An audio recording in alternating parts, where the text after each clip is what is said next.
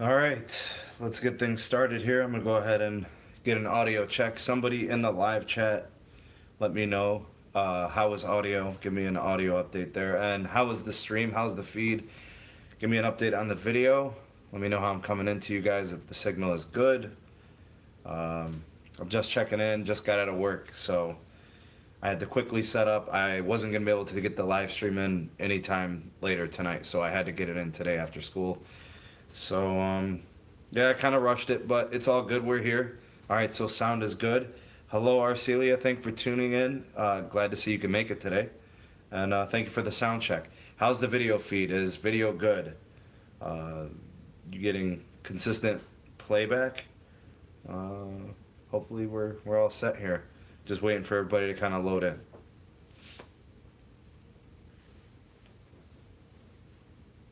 All right, excellent. Thank you for the feedback, Arcelia. Much appreciated.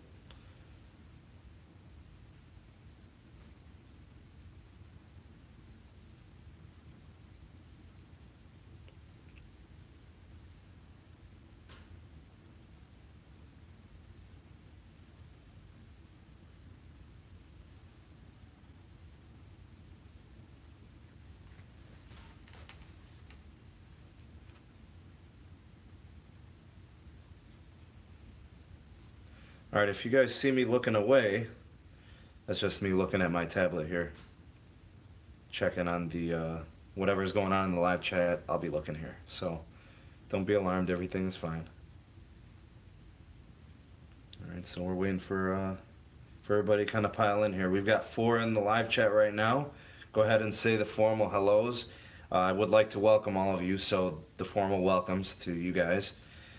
Today is September 7th, 2018. Thank you guys for tuning in to SNE Mobile Tech live streams. Much appreciated. Glad you could be here. Now that we've got that formal part out of the way, we can go ahead and get into the chat. Anything in particular that you guys want to talk about, please by all means bring it up. We had a lot happen this week. Some of the things that we saw were coming from T-Mobile, specifically as it pertains to the merger. So we had some developing news there, and also some Layer 3 TV news, which I think is a big deal. And it also does kind of implicate the merger. So I think they're all kind of interconnected in that respect. We can also talk a little bit about Verizon. Obviously, they're still in the news with that whole throttling the firefighters, emergency responders. And there's a little bit going on with AT&T, although they've been quiet from the wireless side. There has been some news. And of course, Sprint, you know, they're always kind of there. And Sprint does have a new unlimited plan that they're offering. So those are kind of things that are happening with the big 4. There's also some deals coming from a lot of prepaid carriers. So if that's a topic you want to pursue, we could talk about that. And I think no mobile tech channel could kind of go without talking about the new iPhones that we're expecting to see next week. And we actually have some pretty solid rumors on the cost. We have some pretty solid rumors and speculation that we think is pretty fairly true about the 3 models. So that's all but pretty much announced. And actually, we have some Google Pixel news. So if any of that stuff tickles your fancy, go ahead and bring it up. We could talk about that or just anything, whatever questions, comments, things you guys want to talk about. I'm fair game if you are fair game. So let me go ahead and see what's going on here in the chat.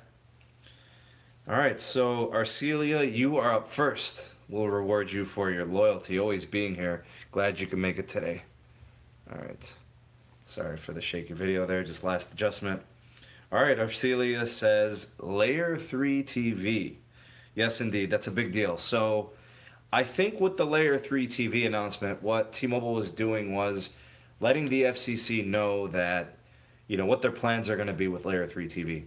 And the reason they wanted to do that was very strategic. They wanted to make sure that the DOJ, all parties involved, all regulatory bodies understood that they would not be able to do a broad scale, grand scale deployment of Layer 3 TV without the merger completing. And that is 100% true. T-Mobile's not lying, they're not fabricating, they're not exaggerating at all. Without the Sprint merger, they just simply can't provide the capacity that the network is going to need to launch a TV service over their network. So, you know, if you're going to have TV, you're going to need bandwidth, especially when you go completely wireless. I think people fail to realize that. the Layer 3 TV initiative that T-Mobile's going for, they want to go completely wireless, and they want to do so through 5G, and they want to do so completely wirelessly. So in order to do that, they're going to need Sprint's assets. They're going to need Sprint's resources. I think specifically the spectrum is what we're talking about here. The 2.5 gigahertz spectrum is what they're going to be using. So I know it's going to be brought up later. I know others are going to want to ask and talk about it. So that's kind of like I guess the big idea is Layer 3 TV is going to require a lot of spectrum. It's going to need a lot of capacity. The one thing I will say, though, is, T-Mobile's in a good position that Layer 3 TV has good technology in terms of video compression. They could take, 720p video, 1080p video, even 4K video. They could take that huge file size, compress it, and shrink it into a more, tolerable bandwidth that they might be able to pull off. But they won't be able to do it over their own native network.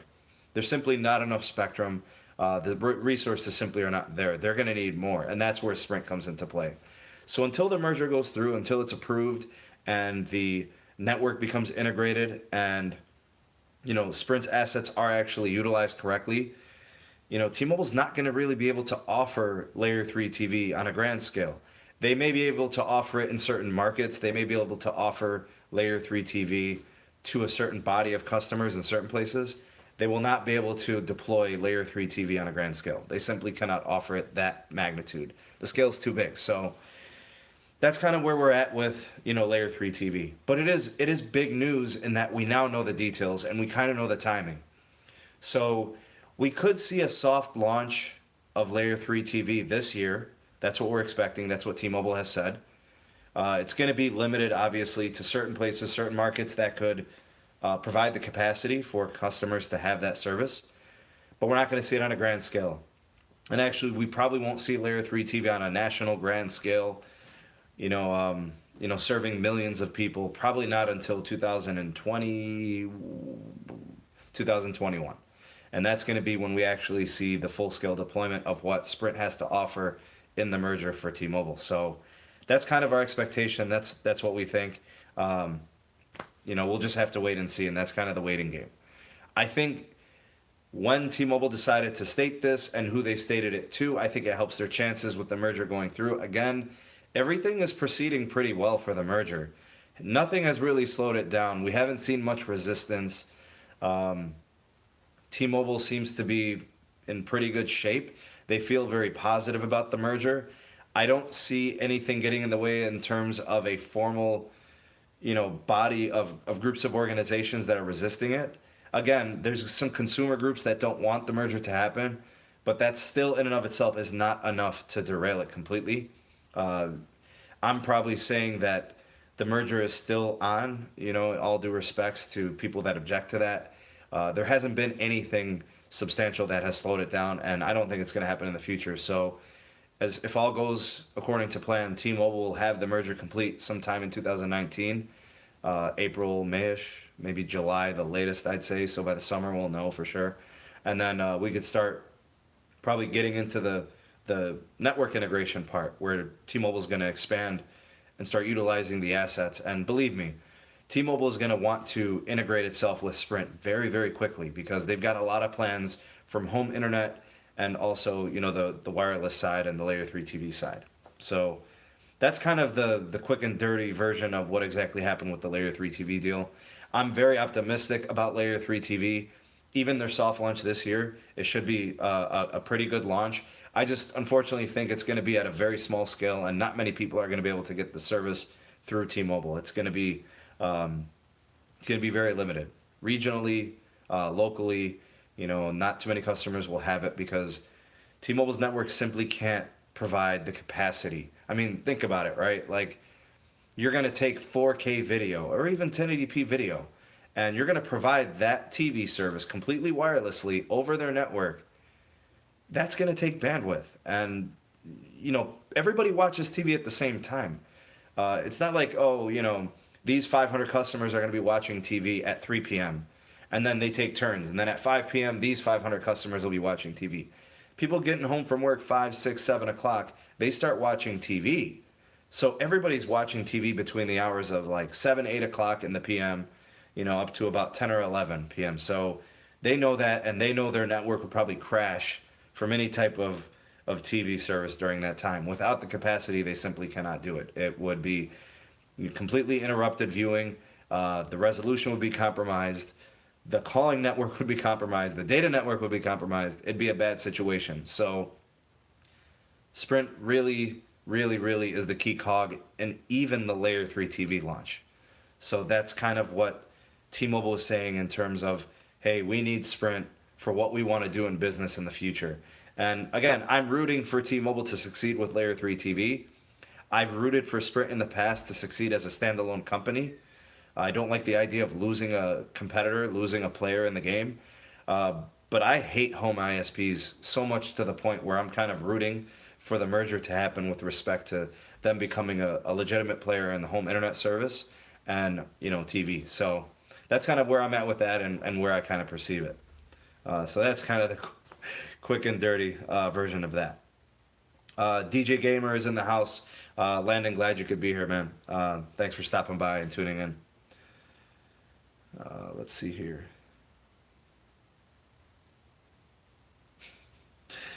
Landon, homework is overrated, man. You shouldn't need homework, man. You're too smart for that. Anybody who is subscribed to my 2 YouTube channels is already more intelligent than 90% of the world. So doing homework, man, that's unnecessary. You don't have to do that. Take the day off. It's Friday anyways. Arcelia asks, do you think at Layer 3 TV is going to be as expensive as cable TV? All right, so, that's actually a really interesting question. What I think is going to happen is I think Layer 3 TV is going to be priced pretty close to home internet and home TV services like cable TV services. So if the typical home TV package is, I don't know, $69.99, I would say that the Layer 3 TV is probably going to be similar to that. It can't be too much more. It would be better if it was the same price or a little bit cheaper. So I think they're going to have to offer it, at least initially, on some kind of a promotion where people can get a nice introductory price. I don't know how long they'll guarantee that price. I don't know how long they'll have to keep it that way. But I think they'll have to at least make it around the same price as what, home ISPs are charging. In order to get kind of like their foot in the door, an introductory price will give them some buzz. Nobody's going to want to switch willingly unless there's a reason to. Now, there is the element that people just hate home internet service providers. People legitimately hate cable TV providers. A lot of times the network is outdated. It's not, very well supported. It's not reliable. So, especially satellite TV, inclement weather can change that. And this is going to completely, sidestep a lot of those problems. Some people may be willing to switch and just try it because they hate their internet service provider and their TV provider. I think T-Mobile gets those customers, or Layer 3 TV gets those customers. But that in and of itself is not going to be enough to get a full body launch to adopt you at a fairly good rate. So they're going to have to offer it at a good price. I'd say they'd have to be, give or take, within 5 to 10% of the cost of what home TV services are at right now. So if the average price is $70, I'd expect them to launch at near that price, unless they could offer something additional or something that's better. So, if you're going to, maybe they charge 10% more, but they say, hey, we'll give you 4K streaming. We'll give you a movie package. We'll give you the first 3 months 10% off. They're going to have to get people in the door, and that's how they're going to have to do it in order to get the business to get going. Then once they get their foot in the door, maybe, they might have to bump the price 10% to make sure it's profitable, to continue to invest in that. So that's kind of where I'm at with the pricing. I think they'll have to be pretty close to what Comcast, Charter, satellite TV providers like, Dish Network and stuff like that, what they're charging. Landon says, no, the end carrier, I expect them to do really good offers at first to disrupt cable sales. But keep in mind, Landon, that these promos that they're going to offer, you still have to be profitable. They just paid, all this money in purchasing the company. What was it, $326 million. So they've got to stay profitable there. They also have network infrastructure that they're going to have to invest in. They've got to bolster their LTE network. They've got to bolster their 5G network. They're trying to launch home internet services. They have to be profitable. Even if offering an introductory price, they still have to make money. So they can't be that cheap, or else they're just giving it away, and they're in the business of being profitable. So while I'd like to believe and agree with you that it's going to be this great promotional offer, I don't think it'll be as great as you think. I think it's going to just have to be able to compete with the others, not necessarily undercut them by, say, 50%, right? They're going to have to be profitable. Fernando, thank you for tuning in. Glad you could be here, buddy. Fernando says, ISP sucks, data caps suck. I think that's part of the reason why T-Mobile will be able to capitalize with Layer 3 TV. I think the simple fact that some people legitimately just hate their providers gives T-Mobile a fighting chance to get things going early on with Layer 3 TV. I personally would be willing to try Layer 3 TV just upon that fact. Maybe the service ends up being superior to what I've had. Maybe the service offers something that I really enjoy and is beneficial to the point where I might stay even after a promotional offer. I think that's what T-Mobile wants to do. They're trying to offer that, that package that people are going to really like.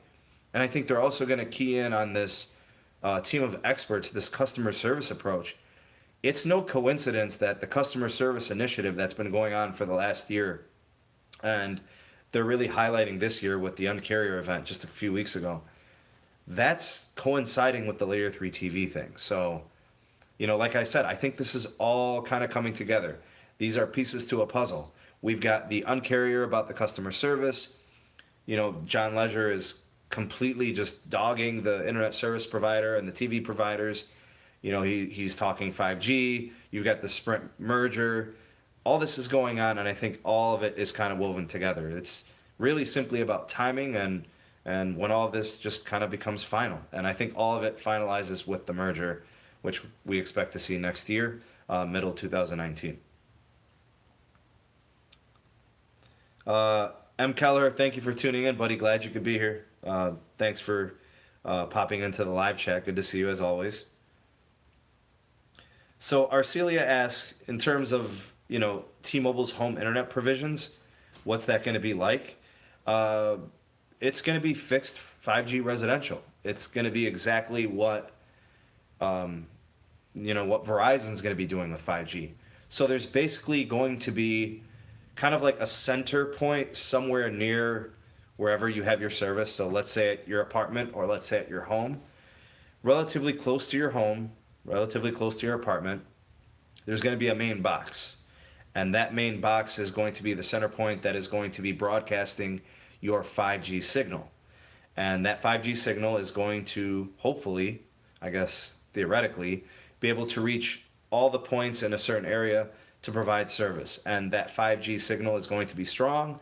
The 5G signal is going to be reliable. It's going to be really fast. And it's going to have very low latency. And it's going to provide a lot of capacity. So you could stream 4K and 8K video without any issue. And you won't have video buffering. You won't have connectivity issues. It's supposed to be very dependable. The hardware is supposed to be relatively minimal. So, all you're going to need is basically some form of a modem router combination, which is going to be receiving that signal from that box. So we're going to know more about that this year. We're going to start to see that towards the end of the year. That's coming from T-Mobile, AT&T, and Verizon, and next year Sprint. So the fixed 5G is going to be the first form of 5G that we're going to see. Mobile 5G we won't see till next year. So a lot of people, I think they forget that those two things are a little bit different. Now they're all 5G in that they're going to be the newest network technologies, but the fixed 5G, the home residential 5G is what we're going to see first. And that's kind of what we're talking about with this. And actually I feel like technically Layer 3 TV won't be able to be its best potential in terms of service until fixed 5G has become a thing and it starts rolling out at a grand scale. All right, so M. Kelleher chimes in. I'm sorry, but I think T-Mobile should just leave LTE as is. and leave the home internet companies, but that's just me. Um, M. Kelleher, that's fine. I mean, we all respect everybody's opinions, and that's fine. But T-Mobile's a business that has been growing, and T-Mobile wants to be more profitable. They have board members, and they have CEOs that have ambitions. They want the network to grow. They want their business arms to kind of extend. They're all about profitability, and they see a weakness in TV providing, and they see a weakness in home internet. I'm not mad at them for trying to enter the market. I don't think home internet service providers and TV providers have done a good job of servicing people. I think customer service is atrocious. I think network wise, the infrastructure has been slow to innovate. And I think pricing, unfortunately, because of the regional lockdowns and their contracts, I think they price gouge. So to me, I don't care if it's Verizon, I don't care if it's AT&T or T-Mobile. Bring it on. I want as many people, as many companies investing into technologies and innovating as possible so it can drive competition to bring prices down. So me, on the contrary, I'm quite different than what you're thinking. You're saying leave the business to those businesses. I'm saying no, bring in the competition for the sake of the consumer. I've always taken the side of the consumer. So to me, that's kind of where I'm at.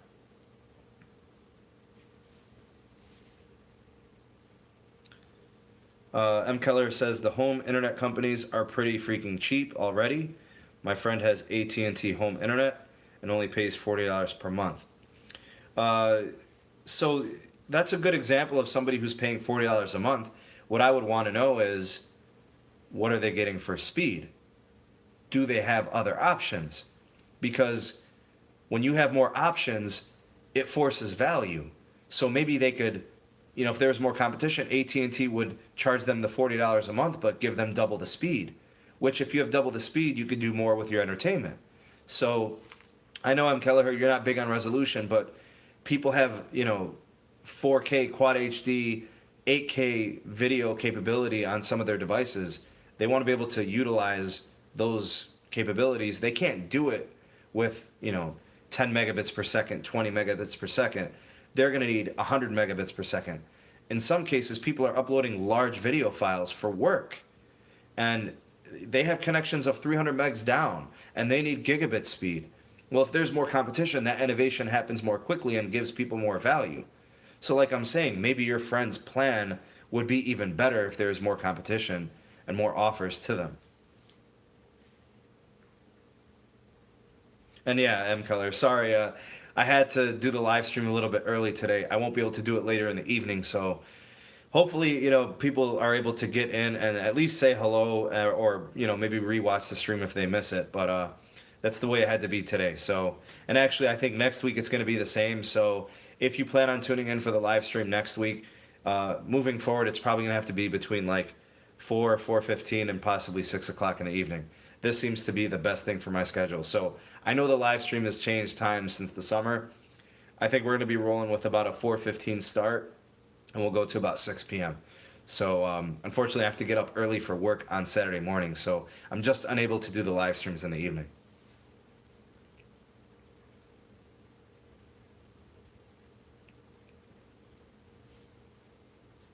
All right, I got some catching up to do here in the live chat. Hold on a second. Da da da da. Yeah, M. Kelleher, for someone that uses low amounts of internet, say 50 gigabytes, I could see T-Mobile being a provider, but what about those who use a terabyte? To be honest with you, when thinking about 5G residential, capacities are going to be so high, data caps are going to be a thing of the past. I don't think T-Mobile's going to launch a service unless it's ready to offer unlimited, like truly unlimited. 5G is not going to have capacity issues. 5G is not going to have throttling. 5G is going to be so high capacity, don't expect any type of data caps. I don't. I would be surprised if there were any throttling or video resolution throttles or anything like that. I don't expect to see it. You know what? Let me do pop-out chat here.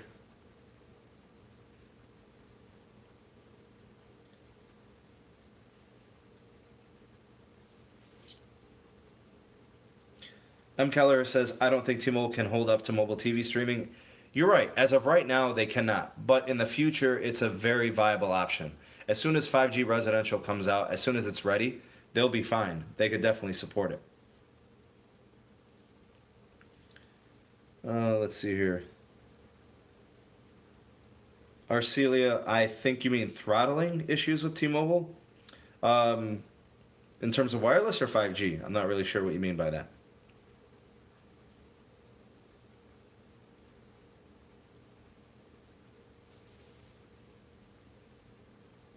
Yeah, Landon chimed in. He was talking about ISPs. I agree, Landon. ISPs, they attract you with a great price. They'll give you a promo, and then as soon as the promo time is over, they gouge you and raise your prices. That's one thing that ISPs always do. Another thing that ISPs do is you have to call customer service to get that price corrected, but they already charged you. Then you got to try to get a refund. Then you got to sign a new contract. It's all complicated. The pricing is crazy. That's one problem. Another problem is the equipment they use is often not well supported, outdated. There's very little innovation in the equipment. They don't want to, they want to reduce their capex. They want to reduce their expenditure. They want to innovate as slowly as possible because that means they're spending less money and they're profiting more. And of course, their customer service representatives are hit and miss. Sometimes you treat it well, sometimes you treat it like crap. So I think all of that means that ISPs need a little pressure. If the best thing that comes out of T-Mobile and Verizon and AT&T offering 5G home, if the best thing that comes out of it is improved customer service, that's better than what it was. Or if the best thing that comes out of it is more competition, which helps prices and provides value to customers, so be it. Maybe all of that happens. So to me, I say bring on the competition, bring on the innovation, bring on the customer service. I want to see all of that change with all of these new 5G companies.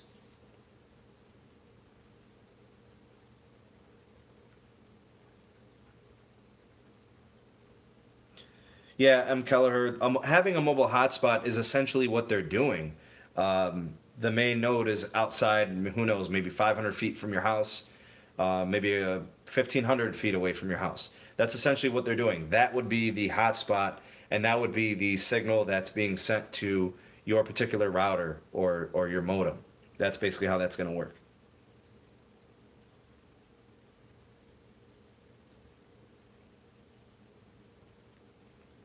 I'm telling you, M. Kelleher, what you say 1080p is fine. When I'm watching a 65, a 75-inch TV, you want to get as much resolution as you can to truly enjoy it. So to me, honestly, 1080p, while that may be fine, that may be adequate, if the internet service that could support a higher resolution and the monitor or the TV that I'm watching supports a higher resolution, I'd like to view it at the higher resolution. Make it more enjoyable, make it a more premium experience. And I mean, what'd you buy the expensive TV for? You know what I'm saying? A lot of people have 4K TVs, but they have no way to watch 4K because their cable provider only provides 1080p, which is very unfortunate.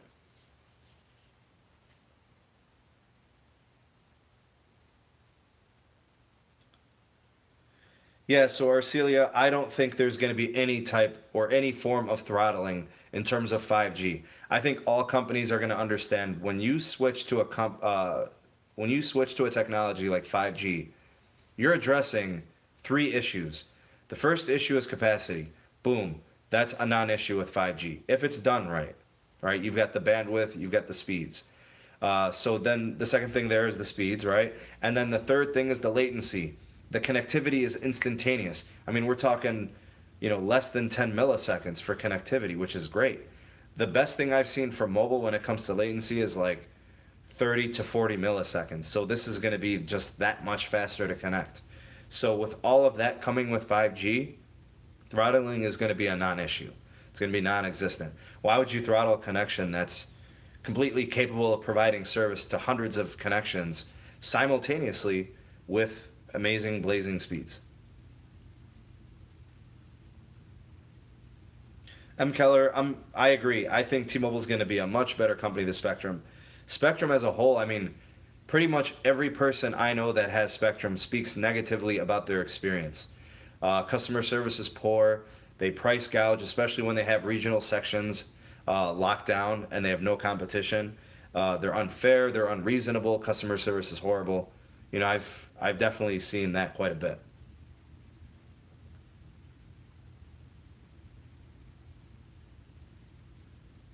Mark Garcia, good to see you, buddy. Glad you could be here. Crazy time. I had to kind of jumpstart the live stream. I had to do it a little early today. We're probably going to be doing the live stream now until further notice between 4:15 and 6 o'clock Fridays in the afternoons and the evenings here. So just make sure you guys make that adjustment. You'll be seeing the notification every Friday around 4 o'clock.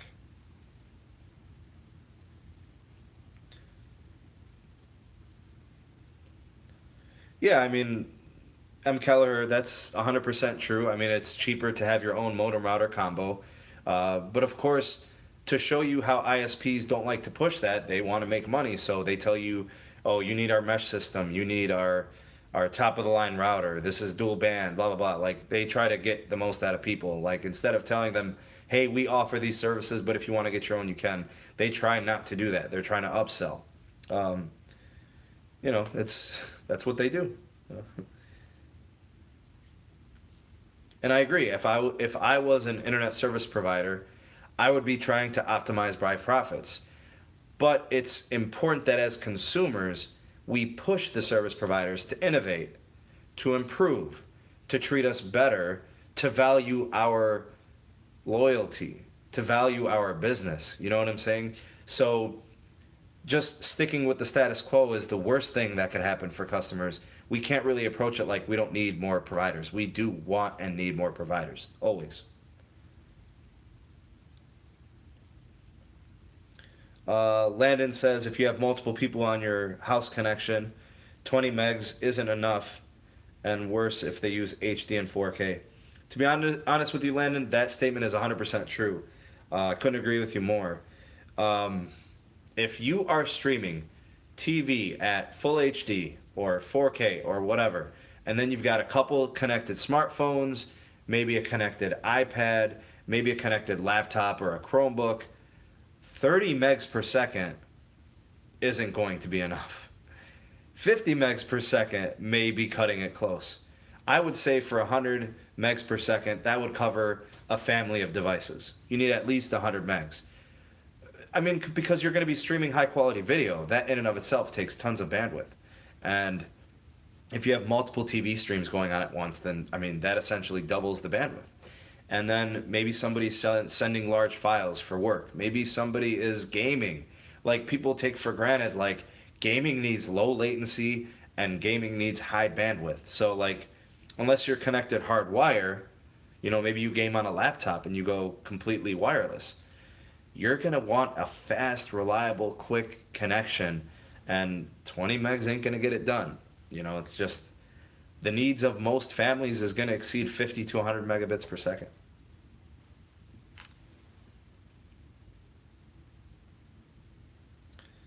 Arcelia asks, do you think that cable companies like Spectrum will switch to 5G technology? In most cases, Arcelia, what those cable companies are going to do is they're going to have to start offering, their fiber-based services. Like, so we're talking like their gigabit speed packages. They're going to have to start offering those packages as like their only option, right? So 5G services, if they're the same cost as what the home internet service providers are offering, it's going to force them to have to give everybody gigabit speed. Unless they can make like a cheap, more affordable plan, like, hey, we'll give you 100 megabits per second for $29.99, something like that, or $39.99. But if you want like something more comparable to 5G, they're going to have to offer gig speed, and it's going to have to be symmetrical. They're going to have to give upload speeds that are very fast too, because 5G upload speeds are going to be fantastic also. They'll be, 100 to 300 megabits per second on the upload. They'll be over full gig of download speed. So it's going to be good. It's 5G, home 5G residential is the best thing that could have happened for home internet services. When it comes to competition, when it comes to value, it's the best thing that could have happened. It couldn't have come at a better time. People are sick of the price gouging, the lack of innovation, the lack of competition. They're looking for more value. So very happy to see it. But back to, I forgot to answer your question. Will they switch to 5G technology? Eventually, they're going to have to go wireless. I think that's pretty much what everybody wants to see. So, um, I don't know how long they're going to hold on to their legacy, older technology. We'll have to see. I think eventually they will switch to 5G.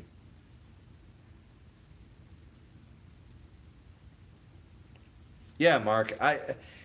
Like, so I personally believe there can never be too much competition in a business. Yes, some companies are going to go out of business. Yes, there's going to be a lot of pressure to make money. But that helps us, the consumers. I'm not the owner of an ISP, right? I'm not the owner of Charter. I'm not the owner of Comcast. I don't care about them. The only thing I care about them in regards to their pricing or in regards to the customer service, which this is all going to have to push them and force them to do something to compete. So I'm with you on that.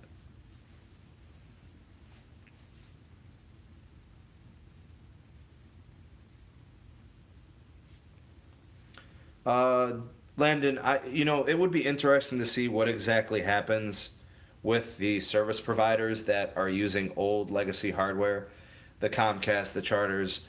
I wonder what they're going to do. Their business models and their business plans are going to have to adapt. Uh, so I'm a biology teacher. One of the concepts I teach is natural selection and evolution. And I'm not trying to say it's a perfect analogy, but when the environment is changing, those that can survive, that have the ability to do so, they are the ones that survive. And that's the whole concept. These businesses have to adapt and survive. And if they are built to cut out, to cut it out, or if they're cut out to survive, they will. And if they don't adapt and they don't adjust, the game will pass them by and they'll go out of business. So they're going to be forced to do it or fail. So I'm all with that. I think it's a pretty good analogy.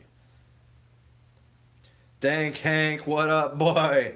Good to see you, buddy. Glad you could make it. Yeah, man, I got to do the live stream early. Not able to do it in the later evening anymore, so now we're gonna do the live streams on Fridays between 4:15 and 6 o'clock in the p.m. So until further notice, that's what we're gonna be rolling with. I know the summer live stream hours were crazy, and then they changed once school started, and schedules are just changing, and there's just, this is the best time for me to do it now.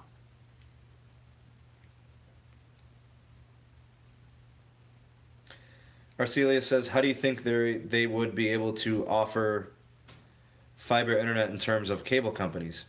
Well, a lot of the cable companies have the fiber in place. A lot of cable companies just reserve the cable packages for fiber.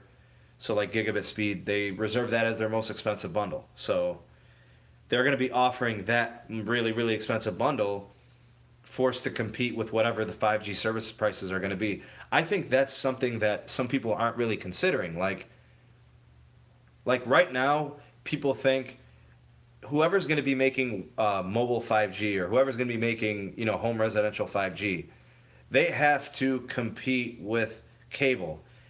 I personally believe that cord cutting is going to be so crazy. Like people are going to be looking to get away from cable companies within the next 5 years. If cable companies don't adapt to 5G, the business opportunities are going to pass them by and they're going to go out of business. I think they're going to fail. They're going to have to adjust. They're going to change. They're going to be different. So I want you to think about the way cable providers are today. By 2023, by 2025, it's going to be a completely different climate. The business models are going to be different. The customer service models are going to be different. The service reliability is going to be better. The competition is going to be better. They're going to be fighting for our money. And not just after you leave them. They're going to be dying to keep you, dying to compete for your dollars with other companies. And that's great news for us as consumers. Unfortunately, we would love to accelerate it. We'd love to see the competition ramp up sooner rather than later. I mean, as somebody who has home internet service and somebody who has, TV, pay for TV service, I can't wait to see more competition. I can't wait to get those better deals and a more premium experience. To me, it's about value, getting as much as you can for the dollar spent. Yeah, Mark, I agree. It is a great time in wireless. It's a great time for cord cutting. All of this is It's kind of cool to watch it happen. There's a lot changing, and it's been the same for so long. For those of you who have had cable since the 1980s, think about how outdated the business model is, how outdated the hardware is. I mean, the modems and the routers and everything, like it's been stalemate for years. Cable doesn't change, but like every 10, 20 years. Like we need innovation. We want more value. We want better hardware. We want more capable experiences. We want to see more capacity. We want this stuff. We've been paying for it. Innovate. We want the companies to do cool stuff with our money. We want better. That's what this is about. Let's see. Arcelia says, in my area, there is no gigabit connection. Hopefully, Arcelia, what we're going to be seeing is that there are going to be companies that are going to be able to offer 5G to certain areas. So they're going to offer, fiber-based speeds and services. That's kind of been one of the issues. Rural America obviously is underrepresented. They're the minority. There's not a high population out in those areas. It made sense that cable companies didn't want to invest digging up all this ground, installing all this fiber, putting in all this hardware, getting all these boxes in here. They're thinking to themselves, well, why would we invest $10 million in a small town and then it's going to take us 50 years to get that money back? So what they're thinking is now with 5G is because we've got fixed 5G services, the capital investment is going to be much less. So maybe it may only cost them, $5 million instead of $10 million. Now that the investment is lessened, the profitability can accelerate because they don't have to make up as much money. So the capital investment is less. Their willingness to enter certain markets is better. So hopefully, within the next 3 to 5 years, Arcelia, you're going to see more availability of services around you and obviously a lot of other American citizens as well. Because unfortunately, rural America is underrepresented. I don't know, Arcelia, where you live. I don't know what city, town, state, whatever. But something tells me, when you don't have choices, when you don't have options, it's because of your location. It's a regional issue. Wherever you live, wherever you are, the services aren't there because the infrastructure isn't there. If you go to New York, if you go to LA, if you go to Chicago, if you go to Columbus, Ohio, if you go to Orlando, Florida, if you go to Houston, Texas, if you go to Indianapolis, Indiana, these places have services because the infrastructure is there. The customers are there willing to pay for it, so they're willing to invest. So that's what we need. Landon says, fiber internet isn't even available in my area. Too rural, max speeds on urban parts is about 300 megabits per second.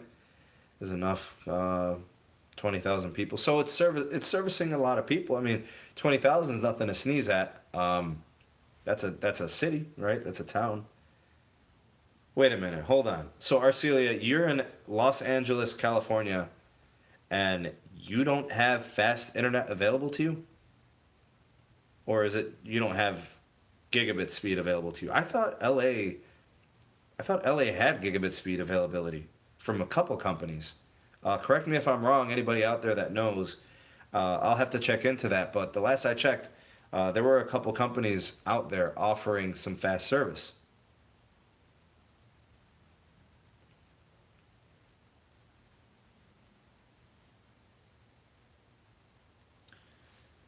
All right, so it looks like we have a new member here to the live chat. Gonzi Ramirez, thank you for tuning in. Glad you could stop by. All right, great. So Dank Hank is going to be at a local football game. Friday football is huge in the state of Ohio. He's going to go ahead and test some speeds. He's going to be at a football game. There's going to be people from a couple different cities. I'm sure the people that are visiting the game as well as the locals. They'll be taxing the network. Kids are all using Snapchat, so they're streaming or watching whatever else, watching Netflix, whatever. So he'll get us some speeds. He'll chime in for us. That'll be good to know. We'll see. And I think Dan Hank's got Verizon, so we'll see what that's like. Tito, what's up, buddy? Glad you could make it. Thank you for stopping by and chiming into the live chat.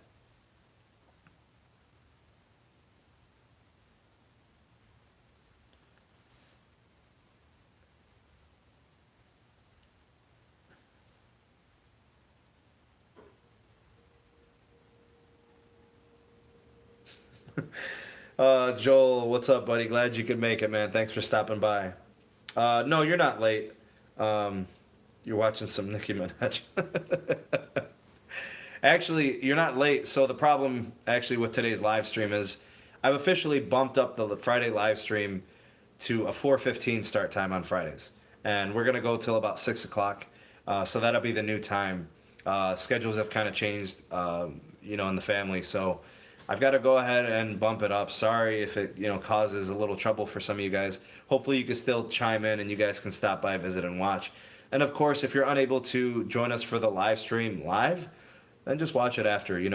I try to repeat all the questions and the statements and the conversation so that even if you aren't able to see the chat, you can at least know kind of what we're talking about. So, Ganzi Ramirez, no man, you are cool. All right, you are the cool one. I'm just Sneed Mobile Tech. I ain't that cool.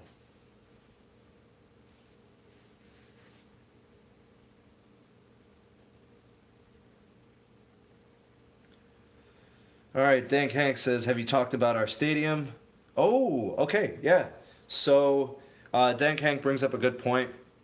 One thing that I've noticed, so like, of course, a lot of people spend a lot of time at work. People spend a lot of time at home. So, you like your speeds to be good where you spend most of your day. Actually, just behind where I work, which is a local high school, local Cleveland area high school, we actually have all cell phone providers towers right behind our school. It's actually connected to a couple of poles that are behind our stadium, and the service there is great. It's really, really fast. So I have Verizon. I connect. It's got a great connection, super fast. Even at times when all the kids are getting out of school, I'll speed test it and get like 50 megs download, 40 megs upload. It's kind of awesome having a tower near work. For those of you that don't have a tower near work, I am so sorry.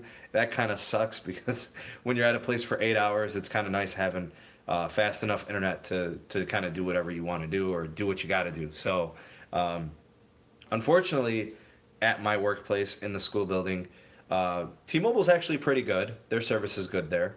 AT&T is good, and Verizon is good. Obviously, the towers are right behind us.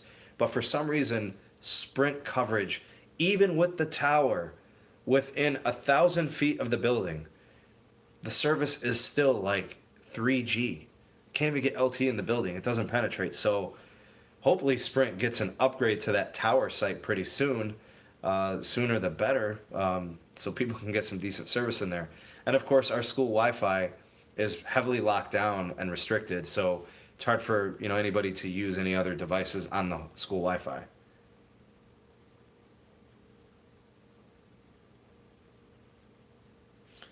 Ganzi, what are you talking about Instagram? This is YouTube. Don't know what you're talking about. Sorry. Oh, okay, Arcelia. So you're saying that gigabit's not available everywhere. It's usually not. Usually gig speeds are very localized. They'll be in little pockets of cities. They're not always available because they don't have, all of the hardware and connectivities there. So that doesn't surprise me at all.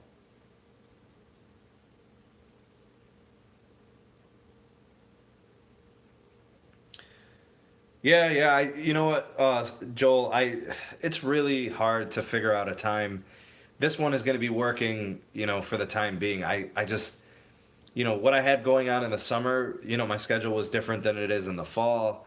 Now that school's in session, that changed my schedule. And then, some other things have come up. This is really the only time I could kind of really get it together. So,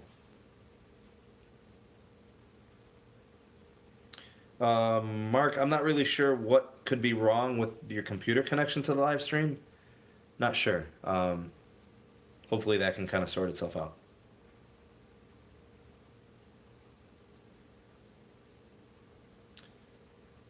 I don't know what's going on with Ganzi Ramirez, man. That pfft, looks like spam to me. Kick rocks. You know what, Dan Kank? It's really unfortunate to see how in some places, and we're speaking about the Cleveland area. I'm not speaking about all of the places with Sprint. But unfortunately, in the Cleveland area, Sprint has so many pockets of the city that are restricted to 3G. I mean, we're talking, you could have a person who owns an iPhone 8 Plus, an iPhone 10, which are some of the most expensive devices that, that are offered. Like, they are stuck in 3G. That's just crazy. It's 2018 and we're talking about an area that's well developed, and there are towers all over the place. There are small cells everywhere in neighborhoods, on street corners. How could we be stuck with so much 3G with Sprint in the Cleveland area? I'm so disappointed in that. And it's unfortunate because Sprint does a good job of promoting, in terms of pricing. They're attractive in that respect, but their services just lag in so many pockets of the city. It almost makes Wi-Fi calling a must. So if you have an old legacy device that doesn't support Wi-Fi calling, Sprint's difficult to recommend in the Cleveland area. It really is.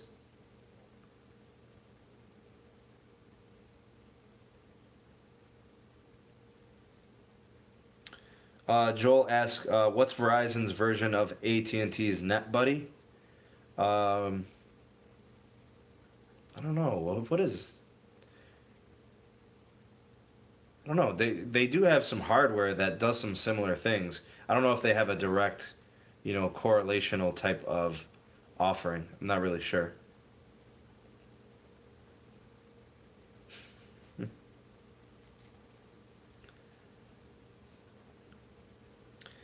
Tito says, "Have you heard the T-Mobile wants to lift all data caps and make their network truly unlimited?" T-Mobile. So Tito, I'm gonna frame this a certain way. Every provider wants to offer a truly unlimited plan. They actually really do. There is one problem with that. They cannot offer a truly unlimited wireless network at this time. They just can't do it. And unfortunately, it's the simple restriction that every carrier has, tens of millions of people that they have to provide service to. The issue with that is there are certain sites, certain towers that will become heavily congested, and the network has to be managed for X amount of minutes, X amount of hours, for X amount of users. So T-Mobile wants to make their network completely unlimited. I agree. I think that that's definitely what they want to do. I'm also realistic in that I understand that they cannot. It may seem like they can. It may seem like their speeds at times are astonishing and very fast. I've seen T-Mobile speeds exceed 100 megabits per second consistently.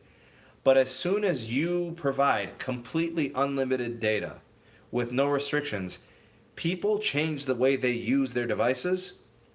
More people will be flooding the network and slowing it down because of usage. Then you're going to see people really taxing the network. So they may want to offer completely unlimited. I don't doubt that. I just know that they cannot do it at this time. Not with their current network infrastructure, not with currently the way things are in terms of spectrum allocations. They just can't do it. No company can do it. Not at all. Verizon's servicing 145 million subscribers. AT&T is servicing 135 million subscribers. T-Mobile is servicing about 76, 77 million subscribers. It's hard to service that many people's connections and remain unlimited and not have a huge drop off in network performance. It's just really hard to do.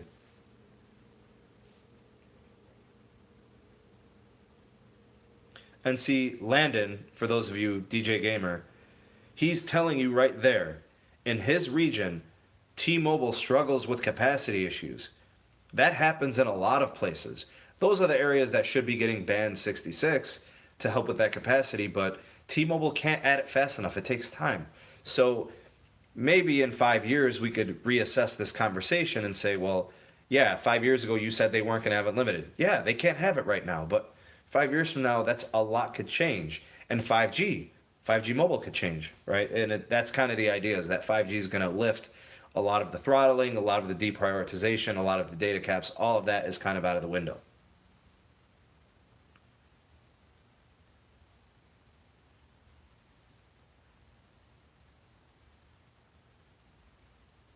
Mark, no problem, man. Chime in when you can. I understand. Probably at work, whatever. It's all good. Let's see here.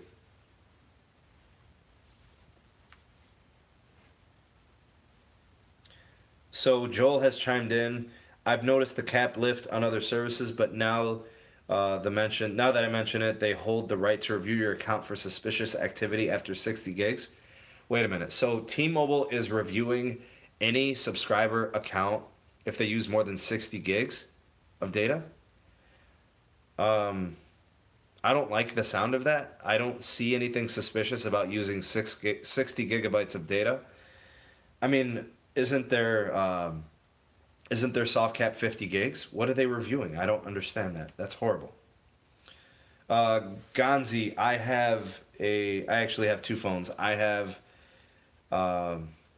have a Google Pixel 2 XL and I have a Moto Z2 Play. Those are my two devices right now. Yeah, Landon, I'm hoping that 5G gets to you as fast as it gets to us. So hopefully, yeah, that accelerates. Oh, okay, Joel, I got you. Total Wireless and Straight Talk. So to be honest with you, Joel, those companies, those prepaid MVNOs, they kind of have to review that out of obligation. That's probably in their lease contracts with their providers, like any of the big four companies, so AT&T, T-Mobile, Sprint, and Verizon. They have to review those accounts because they're seen as being abusive when they use a certain amount or they go over. Um, yeah, they kind of have to do that. And I haven't seen anybody get disconnected for it or get their network cancellation, but maybe you have. I'm not sure.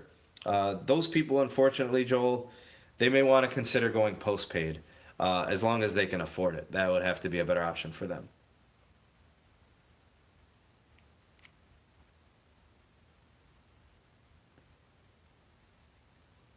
Yeah, Landon. The last I checked, Landon, you were on a postpaid account, right? You weren't prepaid, and you've got T-Mobile, so yeah, they're not gonna review you or anything like that.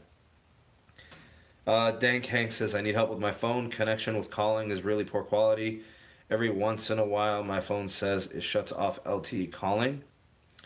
Hank, if it's a software issue, I would just go with like a soft reset, power the phone off and on. If it is a continued issue, maybe do a network connections reset or go into Verizon, maybe get a new SIM card. It's possible it could be damaged. Or it could be an iPhone issue because I've seen a lot of iPhones recently are having problems with the network connectivity. And a lot of times there's nothing that Apple will even do for you. Hopefully they cover it under warranty and they just get you a new phone because those problems are really unfixable. Something's going on with something on the board, the logic board, with the modem and the connectivity. So yeah, I don't know. Could try a number of different things. Let me know if any of it works for you. Yeah, I, postpaid accounts don't usually get reviewed. I don't see that being a problem. I know sometimes prepaid accounts can get reviewed when people are abusing the network. I have seen that. So if you're on Straight Talk, if you're on Mint Sim, if you're on Total Wireless or whatever other prepaid provisions, they may review your account if they feel like you're using abusive amounts of data. Because remember, their provider is managing the network, and then their due diligence is to review, people that are overusing the network and taxing it.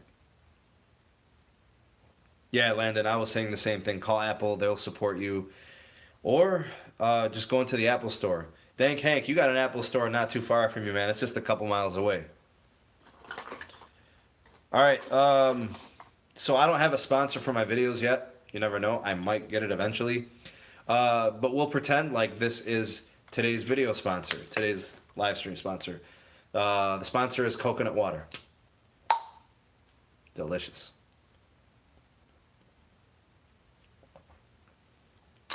And as soon as this is out, we are done with the live stream. So we've got that much live stream left.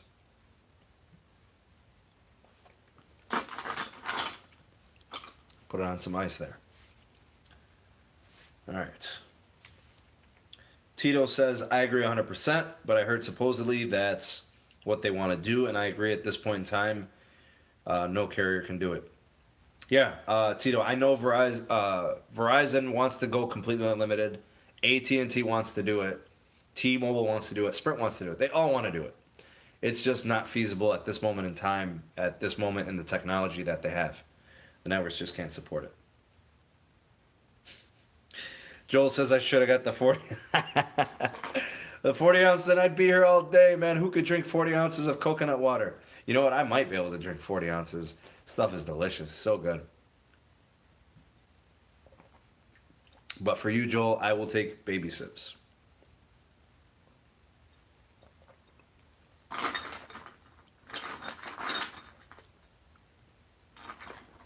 Oops.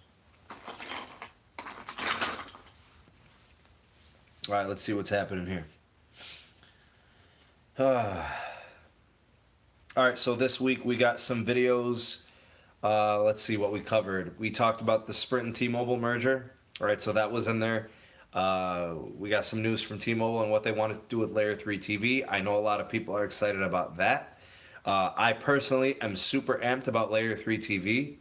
I would, I guess ask for your opinions. A lot of you out there have home internet, have home TV services, or you have DirecTV Now or Sling or whatever else. If T-Mobile offered Layer 3 TV and it was available to you, and they priced Layer 3 TV competitively, similar to what you are paying now, would you give it a try just because T-Mobile was doing it? Let me know your opinions. I'd like to hear your guys' thoughts on that. Me personally, I would love to try Layer 3 TV. I'm willing to try pretty much everything. I've tried YouTube TV. I've tried Sling. I've tried DirecTV Now. I've had, Cox Internet and TV. I've tried all of that stuff. I'm willing to try it all. Who knows? Maybe I'll try something different or something new whenever it comes out. I'm willing to try anything as long as I feel that it could be of value to me. And you never know until you try it. You give it a trial. So. Let's see here. Jamal Matthews is in the house. Welcome, buddy. Glad you could make it. Thank you for being here. Thank you for stopping by and saying hello. Landon says, how's work? I don't have Wi-Fi or TV services. Not sure what you mean, Landon. You know what, Jamal, man? A lot of people feel the same way as you. They're sick of paying these crazy high premium prices and then getting crappy service in return.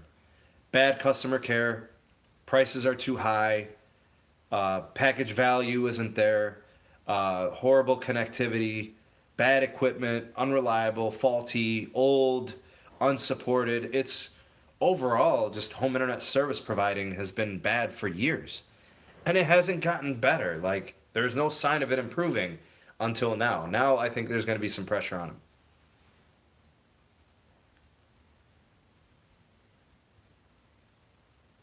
Yeah, Landon, if you're only getting local channels from Dish, that's not going to cut it, man. You're there to get cable. You're there to get network television. You're there to get, the USA networks and all those other ones, ESPN and all that.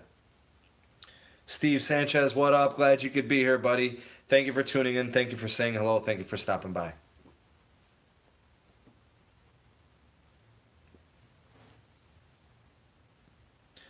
So Landon says that he was being charged just for local channels through Dish. He was paying $100 a month for service on 2 TVs. That sucks. That is a horrible value. You're getting basically nothing for $100 a month. I don't blame your mom from cutting off service with them. It's nothing good there. That's the thing. You gotta. If you're gonna pay $100, you need to get $100 worth of service. You should be getting good channels, attractive packages. It should be worth it.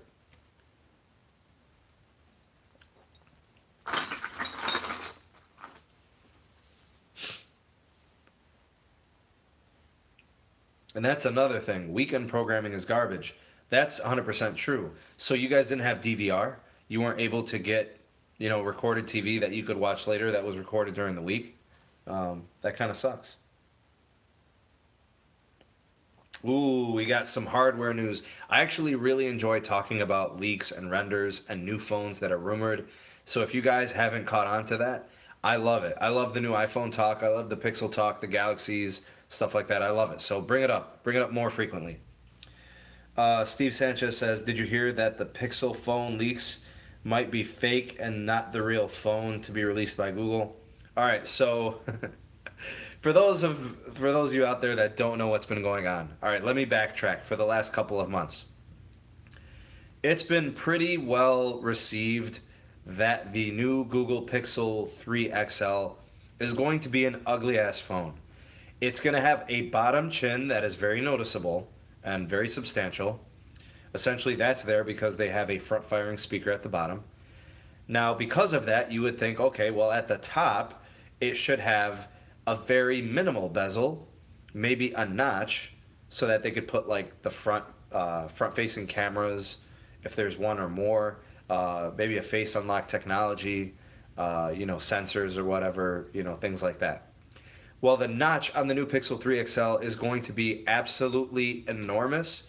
It's going to drop down really far, it's really tall, and it's still wide. So it's like the worst of both worlds. You're going to have a noticeable chin, a sizable chin at the bottom, and you're going to have a ginormous notch at the top. It's definitely the worst case scenario for design language. So we've been seeing leaks and like people showing pictures of it. Then everybody starts seeing it all over the place. Last week, somebody left one in the back of a lift in Canada, in a driver's car, and they're taking pictures of it and putting it on social media. Then a shipment of like 3,000 of them gets stolen in Russia or Ukraine or something. So they're all over the place. Now there's speculation that Google may have set up all of this to deceive people and trick them, and to make them think that this was the phone that's leaking, this is what it's going to be. But now people are saying all of that was all a ploy, it's all a bunch of bamboozling, and the real phone hasn't really been shown yet.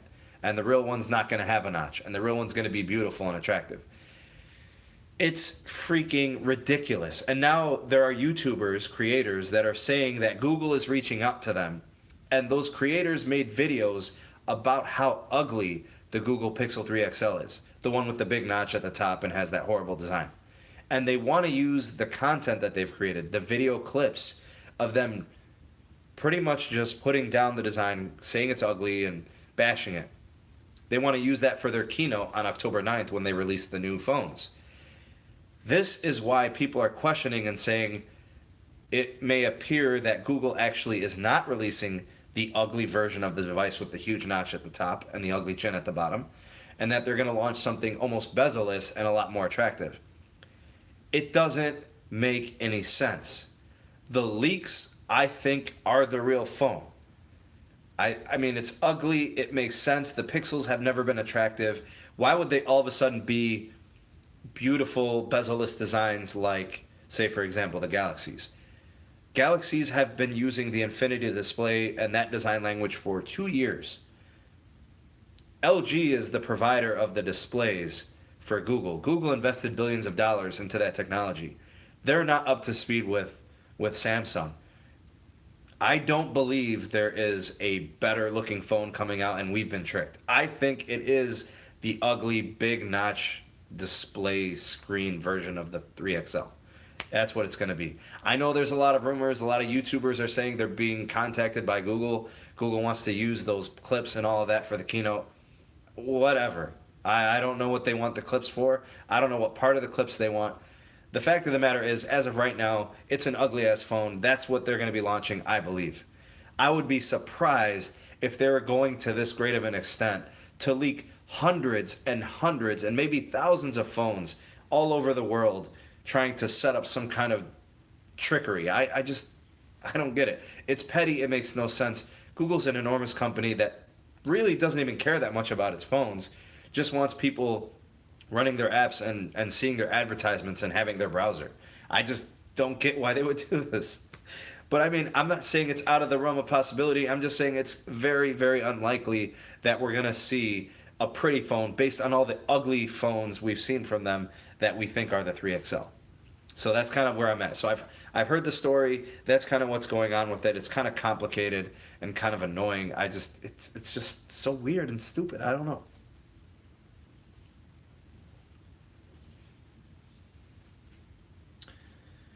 Let me catch up in the live chat. So, Arcelia says, "How much do I check my email?" Um, I don't know. Whenever I get an email, I get a notification, so all the time.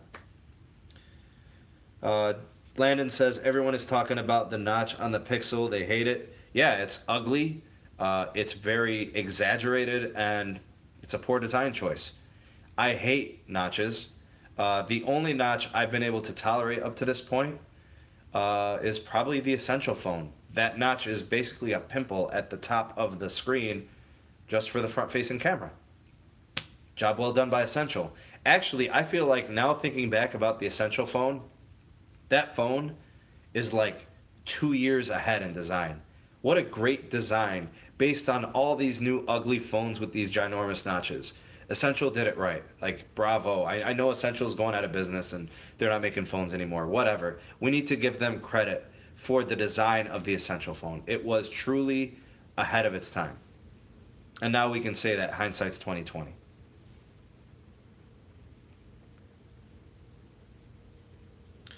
Uh, Gonzi's friend is the owner of Amazon. Good for you, buddy. Let's see here. Landon says, I follow one. I think it's Front Tech. Yeah, Front Page Tech was actually one of the YouTube creators that was contacted. That's what he's saying. Was contacted by Google about those clips and them using the bashing clips from his videos. Tito says, do you think T-Mobile's network will be able to handle Layer 3 TV? Because it'll be all over their air network. As of right now, Layer 3 TV at a grand scale cannot be deployed over T-Mobile's current native network. They cannot do it. There is no network in the US that can support Layer 3 TV, currently as it is constructed. Layer 3 TV, as amazing and astonishing their compression technology is, hundreds and even thousands of people on a cell tower using TV services will completely crash a network. It will completely fail. If you've ever been at a festival, if you've ever been at 4th of July fireworks, your phone doesn't work. Everybody's trying to send videos, everybody's trying to upload content, download content. They simply are, they're crawling on the network. And that's what you would expect to see if people are watching TV that's included in their plan, or they're paying for it. It's just, it'd be too taxing on the network. They would not be able to do it. Now with 5G, it's definitely an option. So, yeah.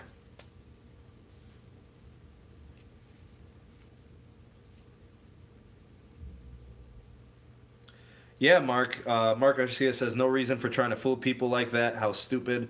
I don't know what they're doing. I've never seen anything like this before.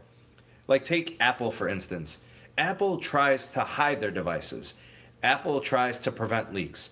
Apple tries to control the narrative of their phones, control their pricing. They want the element of surprise. They want people to be oohed and awed at their keynotes. Google, on the other hand, in this case, has done nothing to derail the renders, the leaks, these stolen phones, or leaving phones behind. This is absolutely insanity. It's just ridiculous. And honestly, I'm pretty disengaged to the Pixel 3 XL because I think it's ugly. So if that is it, I'm not buying it anyways. So to me, I don't care. I'm a little intrigued by the Pixel 3. So we'll have to see what that looks like. So that's kind of where I am with that. It is kind of silly, and I don't know what's going on.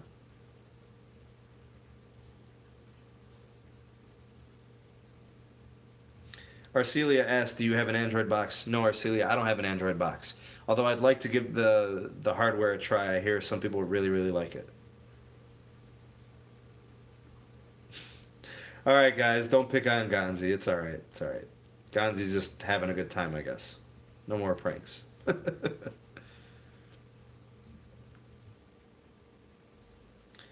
All right, so Dank Hank wants me to convince, it looks like the account manager of his cellular provisions, wants me to convince to switch to unlimited. So the only way I could tell somebody to switch to unlimited from a bucket plan is if the value is there. So let's say, for example, and this was the case for me, I had 7 lines on my account and we were sharing 50 gigs of data. Well, after a while, we were using more than the 50 gigs of data. And it wasn't, being obsessive over using the data, but just day to day usage was kicking up. So running certain applications, video uploading, video downloading, running apps and stuff like that, it's just starting to take more and more data, especially when the video resolution is a lot higher now. So file sizes are getting bigger. All of this is going to take more bandwidth. So that means you're going to be using more gigs. The easiest way to deal with gig management is to just remove gig management. Everybody goes unlimited. Everybody has their own data allotment. Now the nice thing is data plans have gotten affordable to the point where it may only cost you $10 to $20 to go from a data bucket to all unlimited for all people on the family plan. So all you have to do is call Verizon or call AT&T, ask them, how much more is my phone plan going to increase if I switch to all my lines to become unlimited? And I say, if it's a $10 or $20 price increase, but everybody's unlimited, I say it's worth the value. And then everybody's kind of stress-free and not worried about, oh, I only get 2 gigs this month, I only get 5 gigs this month, I have to manage. And also keep in mind, using Wi-Fi, public Wi-Fi has become really risky. There are people that are trying to get access to your phone's connectivity. They're trying to, hack people's phones and connections. There's SIM hijacking. They're trying to get bank information. I personally don't use public Wi-Fi connections anymore. Now that I've gone unlimited, I won't use it because I do online banking and I don't want to connect publicly unless I'm using a VPN. So it makes it a lot easier to just be completely unlimited, all the lines on a plan, especially if the value is there, if it doesn't raise your price too much. So that's kind of my recommendation or my advice.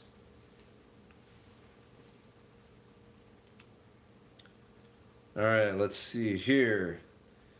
All right, Joel is in Gale, Texas. T-Mobile has 0 coverage here. My Cricket phone has better service than my Verizon iPad. My iPad stream is 2 minutes behind. Wow. All right, so I've heard AT&T's coverage in Texas is really, really good. AT&T's coverage in Ohio is really good too. It's not as fast as Verizon here. Verizon and T-Mobile kind of have the speed crowns here in Ohio. So it's a little bit different here.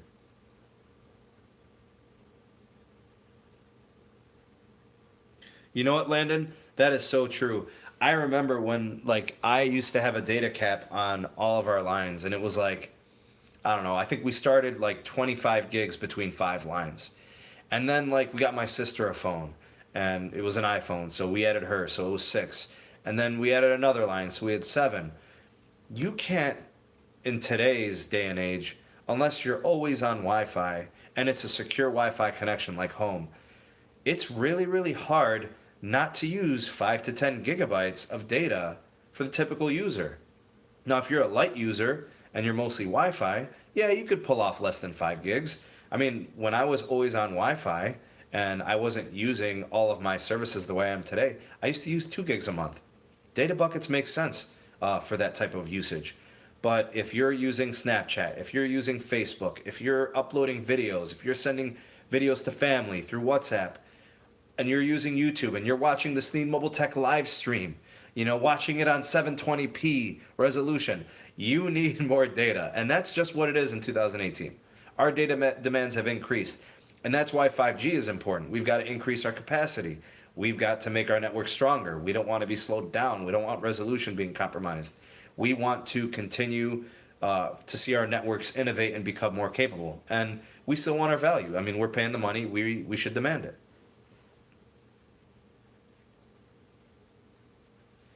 You're welcome, Hank. Hopefully I helped, man.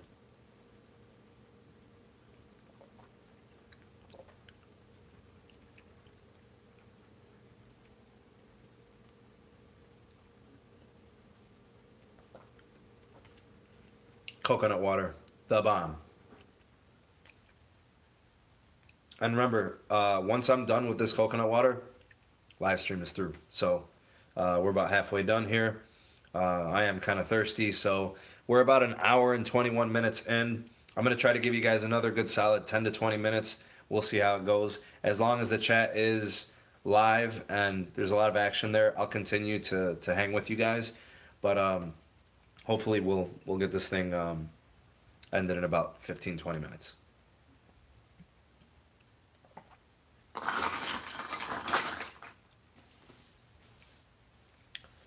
All right, so one of the things I wanted to talk about actually was the merger.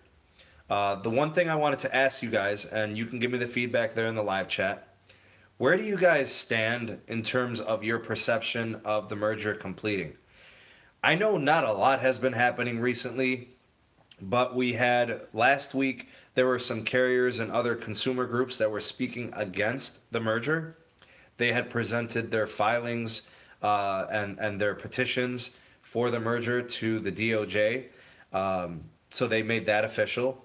Also this week, T-Mobile, excuse me, they filed their plans or gave a report to the FCC stating what they were doing with Layer 3 TV and how they needed the Sprint merger to do it. All these things have been going on. What I want to know is kind of your feelings out there. Do you guys still have a very, do you think that the Sprint T-Mobile merger has a high chance of happening? I personally feel like the merger is as strong as ever. I think it's still likely to go ahead and proceed. To me, honestly, I think it's probably the best look it's had this whole time. I still don't see any organized, systematic opposition to the merger. So to me, honestly, it looks like the chances of it happening are still, really, really good. I don't see it happening. So we're expecting, more developments, and I'll be reporting those things on the channel. So make sure you stay tuned and you keep your eyes and ears out. Any news, any updates come in before I post a video, but you find something, share it with me. sneedmobiletech@gmail.com. You guys can give me an email, shout out in one of my videos in the comment section, and I'll try to get that out as soon as I can, because I think now is like the perfect time to start really thinking about, like, is there anything that's going to derail the merger? It would be, happening very soon. So we're at that review part of the stage, and as of right now, to me, it looks like it's a very, very high probability of it happening. I don't think it's going to slow down. So that's just my thoughts and opinions there.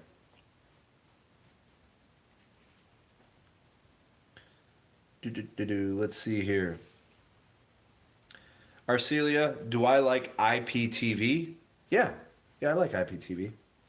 Landon says, problem was I was a data hog and 10 gigs wasn't enough. I cried when I received the message that I'm at 75% usage. I remember those days, man. I haven't seen that in a long time. I switched to unlimited when Verizon first reintroduced it in February of last year or whatever it was. So yeah, it's good being unlimited. You don't really have to worry about anything too much. Just the occasional deprioritization, I guess.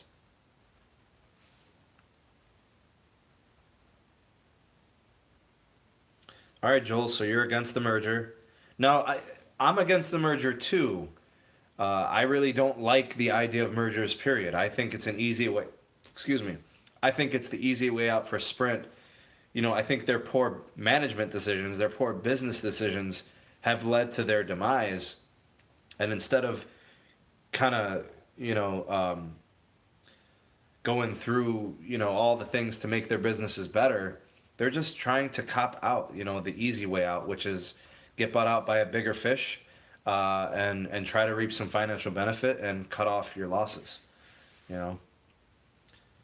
Let's see here. Oh, Joel, my wife's not even here, man, so this is all the coconut water I got. Let's see. Gonzi says, have you seen the KSI and Logan Paul fight? Was that even really a fight? Like, seriously, you have two people that are untrained and don't know how to box? Like, that was absolutely a freak show. Ridiculous. Coming from a guy who loves mixed martial arts, fights and boxing, combat sports, that is ridiculous. That is a joke. Oh, man. Arcelia says 90 to 95% that the merger is happening. Yeah. Again, that's a very high percentage. You're saying it's a very high likelihood. I think a lot of people probably feel that way. Jamal says, I'm about 95% sure that it's going to go through. I will say that I like that you guys left that little bit of percentage that it will get blocked. So, uh, yeah, it's interesting. Everybody kind of leaves that possibility there.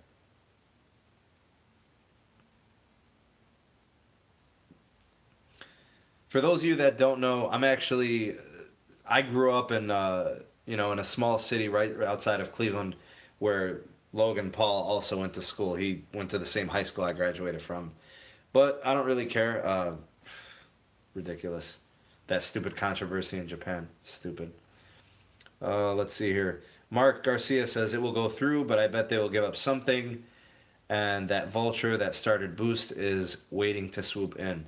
Mark, it totally appears that way. Uh, I too expect some form of a concession or two. The Spectrum obviously is probably not going to be one of the concessions. That's the whole purpose behind the merger. T-Mobile came out this week and said that they will not be giving up Metro PCS or Boost Mobile as a concession in the merger. So that means prepaid is going to remain intact for them. They want that. They're not giving it up. I mean, you got 30 million subscribers involved in the merger when it comes to prepaid. So they're not trying to give up that market share. They don't want to lose the business aspects of it as MVNOs. So um, it's not that. I just don't know what it's going to be. Right now, I can't really tell. We'll have to wait and see.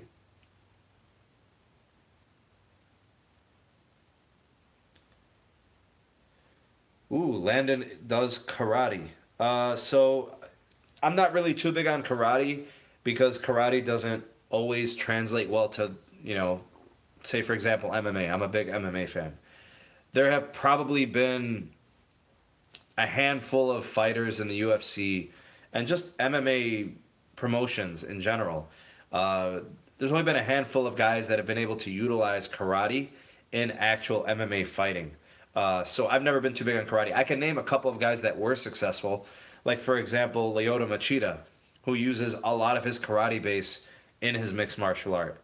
He's been very successful. You know, he's competed at the highest level. He's been a champion and stuff like that. So, yeah, I'm not too big on karate. I love Taekwondo. I love Taekwondo striking. The kicks are awesome. That's one of my favorite combat sports. Uh, no, the wrestling is important. The jujitsu, I'm actually astonished by jujitsu. I think it's really entertaining. The transitions, the movements, the submissions, the escapes and stuff like that. I think that's really astonishing. I like that a lot. Yeah, Mark, Virgin Mobile. I guess Virgin Mobile looks like they're hanging on to Virgin Mobile too. But I don't think Virgin Mobile is going to hang around long. I think eventually Virgin Mobile gets dissolved. I mean, it's technically not an operational business in and of itself. So, it would be Sprint essentially keeping it afloat and then T-Mobile absorbing Sprint, on all of its prepaid sides. So,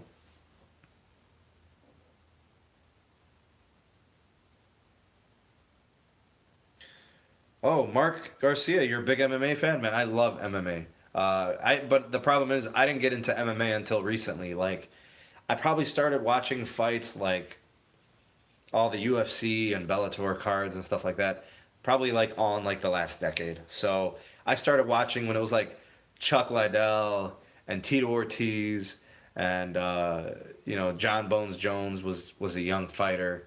Lyoto Machida, Rampage Jackson, Sugar Rashad Evans.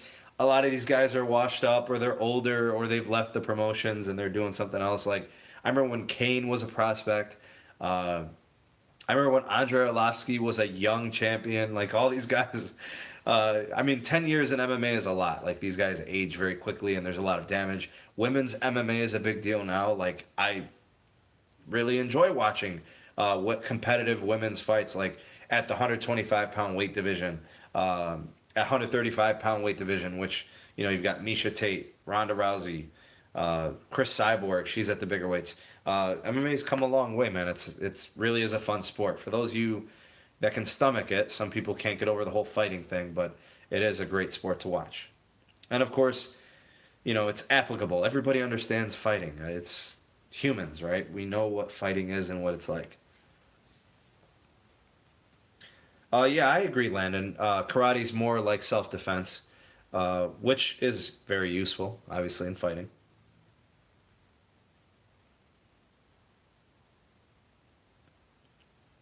Joel, I don't know who Steve Blackman is. I don't watch WWE.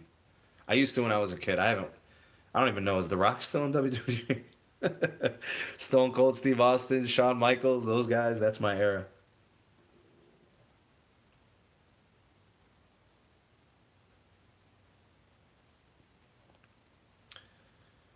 Let's see here. Joel says Virgin Mobile will later be mentioned in conversations along with 100 call AT&T.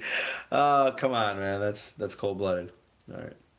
Ooh, Mark Garcia brings up Dan Severn, Ken Shamrock. Man, you're going back. So you're talking about the dinosaurs of MMA. You're talking about like the founding fathers. You're talking about MMA before it was like a sophisticated, trained, uh, fighting organization. So you're talking about a time when obviously guys were on methamphetamines, guys were on steroids, there was no testing, there was no such thing as USADA in the UFC. They were all like roided out of their minds. They were just maniacs that wanted to fight. What they would always do is, they would pin a wrestler with a jiu-jitsu practitioner or a boxer and a wrestler. They would try all these matchups. See, a lot of those one-dimensional fighters that you named, they wouldn't succeed in today's MMA as well as they did. They capitalized on a time where everybody was a specialist at one thing or something like that. Now, all the fighters are so well-rounded, they train every day jiu-jitsu, every day boxing, every day wrestling. 2-3 hours for each discipline go specifically for that thing. They bring in coaches from all over the world to do jiu-jitsu and to work on Muay Thai kicks and stuff like that. It's such a different day and age in MMA, and that's why I really like the sport. I feel like it has evolved to a real sport, and it's not just two guys in a cage that fight to the death, right? Like that was the thing in the early mixed martial arts days. It's come a long way. They've got all these rules and regulations that protect fighters as much as they can. It's still fighting, so yeah. But yeah, it is a brutal sport for sure.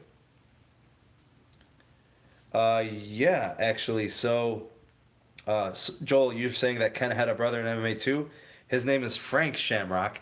Now, it's not his real brother. It's not a blood brother. He's an adopted brother. And actually, Ken and Frank Shamrock were both adopted by their dad. So they're not blood brothers at all, but they are brothers in family. So there's a huge, huge story on it, a documentary. I forget who the YouTube creator is, but search it. Look for like the Frank Shamrock story or something like that. You'll find it on there. Yeah, Mark, it was a brutal time for mixed martial arts, man. There were nut shots were allowed, eye gouging, pulling hair, knees to the groin. The rules were so limited. It was messy. It was bad.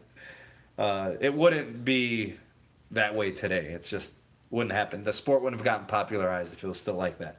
It had to evolve. Oh, Mark Garcia, you're talking the little Brazilian dude with the gi. So he's not that little. He's just an average sized guy. I think you're talking about Hoist Gracie. He was the one that used to do the jiu-jitsu. And that kind of put the UFC on the map that, hey, smaller guys can win fights using different disciplines. Guys were coming in with wrestling and pummeling and doing ground and pound. And here comes Hoist Gracie with all these submissions and this ground game that he was getting people in arm bars and leg locks and like, God, man, it was crazy. He was beating guys twice his size. He beat Chemo, and Chemo at the time was like this huge, fearsome warrior. I don't know. Go back and watch Chemo versus Hoist Gracie. It's a crazy fight, but it reminds you that technique can win out in a fight and not just brute strength.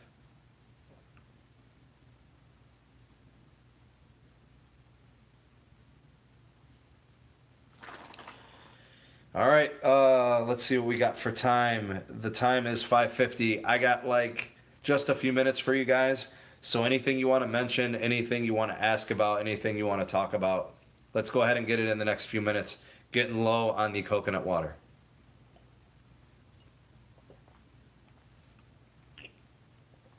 Let's see here. I'm pretty much caught up in the live chat, so anything else you guys want to get in, we'll be wrapping up the live stream pretty soon here.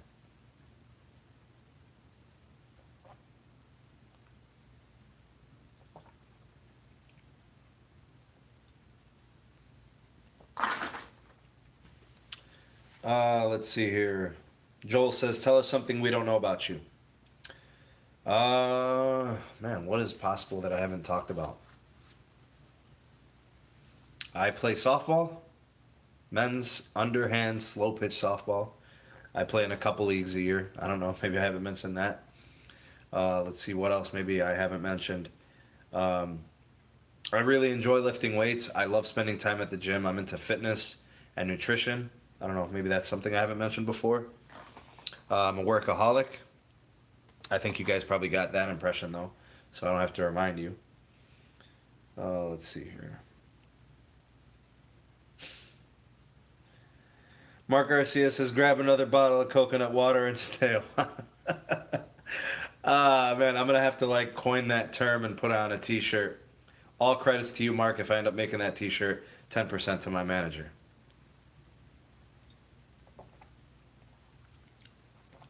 Landon says, "What's your height?" I am 5'7". Landon, I am 5'7". It's a good height, man.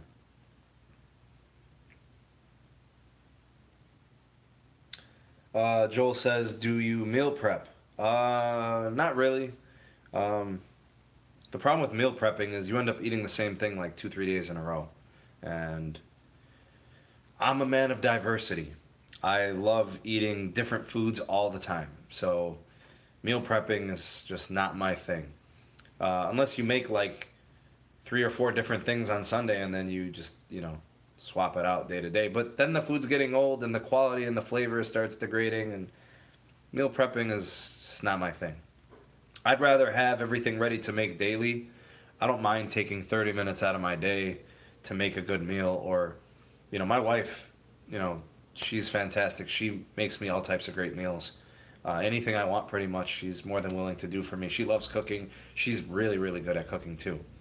I always said, like, I wish my wife actually was a bad cook, because I could probably lose some weight right off my gut. But she's a good cook and she makes great food. And, of course, it's a lot easier to eat a lot of food when the food is good.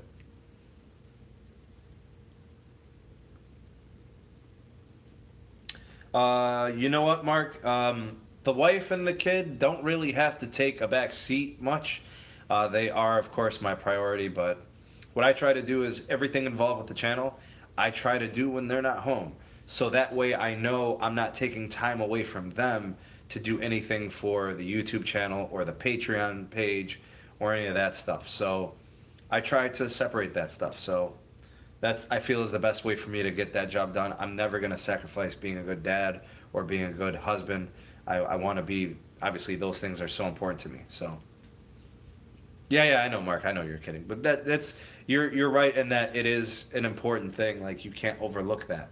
The family structure is critical, and to be a good dad and to be a good husband takes some time and stuff like that.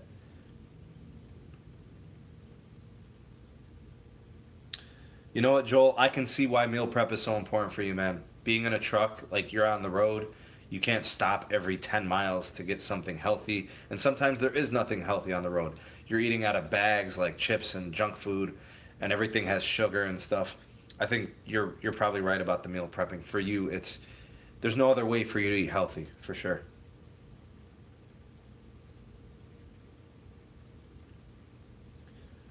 No, Landon, I'm 5'7". Yep.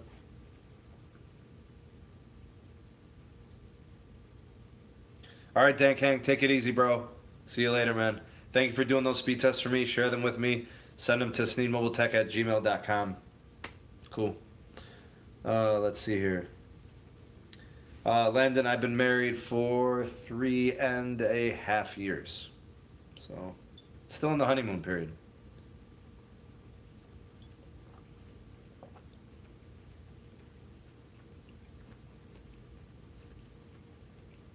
I'll tell you what, Joel. You can get sick of chicken when you meal prep chicken. I would consider turkey. It's not as protein packed as, say, like chicken breast, but turkey has more taste. So maybe consider turkey. But of course, the best thing to do with chicken is it's all about how you dress it. I recommend lemon, I recommend lime, I recommend Cajun seasoning, dry rubs, stuff like that. It's the only way to make chicken edible after a while. And actually, the problem with chicken is not chicken, all of it. It's the chicken breast. Chicken breast has like little to no flavor and it's dry. So you need sauces and flavorings, and adding sauces adds calories. And then, flavorings, you got to make sure you balance your spices to give it some kick. So yeah, that's the problem there. Now, if you're going to eat wings, if you're going to eat thighs, drumsticks, stuff like that, there's more flavor in that. But again, it's not as lean as the breast, so it's kind of a trade-off. Do I want the flavor or do I want the lean protein? Ah, Mark, perfect idea. Let's go ahead and plug the Sneed Mobile Tech Patreon page. Please go ahead and check out the Patreon page. There are a handful of videos that are actually available to the public. You guys can check those out. Actually, I think what I'll do on the next video is I will make the next Patreon video available to everybody. So I'll make sure that in the video I plug the Patreon channel, and I'll give you guys the link there. It'll be public so you can watch it, so you can see what it's like. I will say that the Patreon page is very similar to the YouTube channel, with one exception. Most of the YouTube videos I do are going to be short, brief, and they're just going to kind of scratch the surface of the topic. When you watch the Patreon channel and see the Patreon videos, you'll see that they're more in depth. There is greater detail. It's much more specific. It's more technical. It gives you a much more in-depth view of what I'm showing and presenting on the YouTube channel. Also, a lot of what I create on the Patreon page is geared towards my patrons. So when the patrons want to see something, or if they want more of something, they can just tell me. So, for example, this week, this upcoming Wednesday, I'm going to do my first Patreon live stream. It'll be available only to patrons. So, I want to make the Patreon page, more premium. I want to make the experience more enjoyable. It's a smaller community, so I want to be, kind of in a place where I'm very responsive to those members because they're providing direct support. And unfortunately, there's nothing YouTube can do for me that Patreon can't do for me. You know what I'm saying? So I really enjoy the Patreon page because I feel a more intimate connection to my patrons. And I'm not in no way, shape, or form putting down YouTube, but YouTube's much more, it's much more like just general public. With the Patreon thing, my patrons, I feel a closer connection to them because it is a smaller community and it is more responsive. So I encourage people to check out the Patreon page. Link in the description of all of my videos. And of course, support is very, very affordable. It's a very reasonable price. Monthly support is $3 a month. And for I think what you're getting, it's definitely worth it. You're getting more in-depth analysis. You're getting more research-based analysis. You're getting more supplemental videos on top of what I do on YouTube.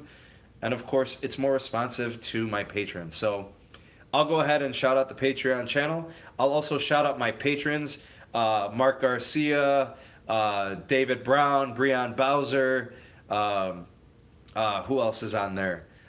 Brian Lemus, Pete Burrell. I appreciate all the additional support. I must be forgetting somebody. Joel, all my patrons. If I forgot you, I'm sorry. Let me know. Yell at me in the Patreon page. Let me know I forgot you. I'm sorry about that. But yeah, check it out. I really enjoy the format. Go ahead and check out the Sneed Mobile Tech Patreon page. Just search Sneed Mobile Tech at Patreon, and you should get access there. So I think we'll leave it at that. Anything else that we need to talk about, we'll just hit it on the next live stream. Thank you all for tuning in to the live stream. Thank you all for just, whoever came in and watched. Thank you all for, if you contributed. Thank you guys for the comments. Thank you for the questions. I hope I was able to help if you had any questions. Hank, hopefully, you get your unlimited data plans. I hope you guys watch the live streams and understand that I do this to connect with you guys. I do appreciate all of your comments and your interaction with me. You guys are the best part of the channel, and that's why I do the live streams, to show you my appreciation, and I wanted to make myself available to you. So thank you all again. I hope you guys have a great weekend. I hope you enjoy any football games. The NFL season has started. I'll be doing a lot of that on Sunday. I might make a video, so be on the lookout for that. I think we'll leave it at that. I'm out of coconut water, so that pretty much wraps us this live stream. So that's it. I'm done. Happy weekend, everybody. I will see you on the next video. Peace.